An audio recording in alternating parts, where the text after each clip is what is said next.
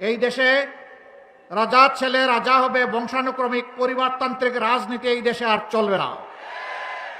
এই দেশে রাজনীতি হবে মেধা এবং যোগ্যতার ভিত্তিতে, রাজনীতি হবে দেশপ্রেমের প্রমাণের মাধ্যমে।